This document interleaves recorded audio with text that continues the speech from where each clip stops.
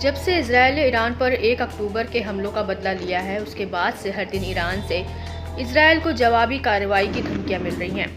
पिछले दिनों ईरान के सुप्रीम लीडर अली खामेनेई ने भी इजराइल पर अमेरिका को लेकर सख्त चेतावनी दी थी।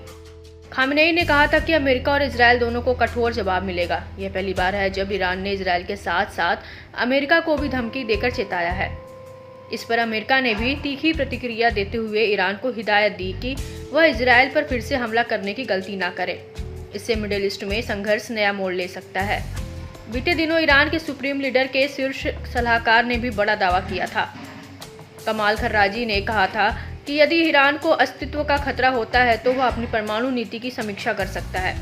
ऐसे में ईरान से आ रही परमाणु धमकियों और संभावित हमलों के बीच अमेरिका ने बड़ा ऐलान किया है।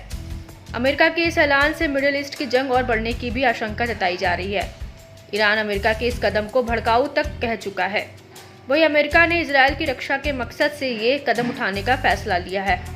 दरअसल अमेरिका ने अपने परमाणु बम वर्षक B-52 को मिडिल ईस्ट में तैनात करने का ऐलान किया है। इस इजराइल की रक्षा के लिए अमेरिकी तैयारियों के तौर पर देखा जा रहा है। B-52 बॉम्बर लंबी दूरी तक पेट्रोलिंग के साथ ही परमाणु बम से भी हमला कर सकता है। ऐसे में अमेरिका ने जता दिया कि वह इजराइल के साथ पूरी तरह से खड़ा है। लिहाजा संभावित हमलों की तुरंत प्रतिक्रिया देने के लिए अमेरिका ने अपना सबसे शक्तिशाली और भरोसेमंद B-52 बम वर्षक विमान तैनात करने का फैसला लिया। इसके अलावा अमेरिका ने लड़ाकू विमान, ईंधन भरने वाले विमान और नौसेना युद्धपोत तैनात करने की भी घोषणा की है।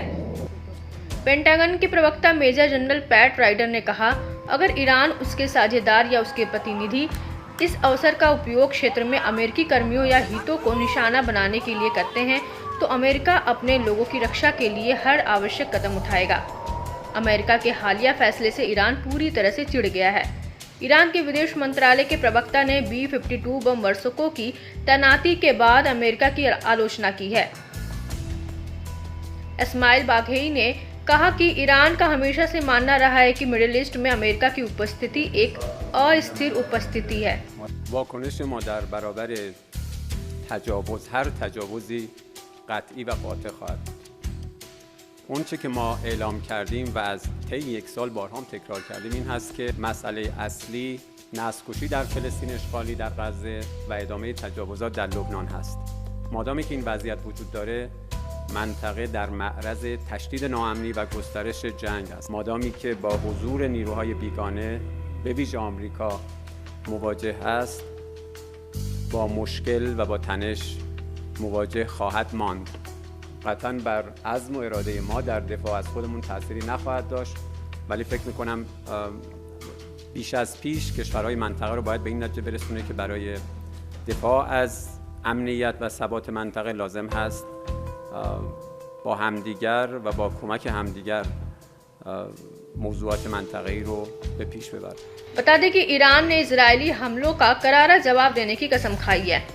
ईरान के शीर्ष नेता इजरायल को उसी की भाषा में जवाब देने को उतारू हैं। हाल में ईरान के राष्ट्रपति मसूद पेजेश्कियन ने कहा कि ईरान के पास मिसाइलें हैं, इसलिए इजरायल हम पर हमला करने की हिम्मत नहीं करेगा।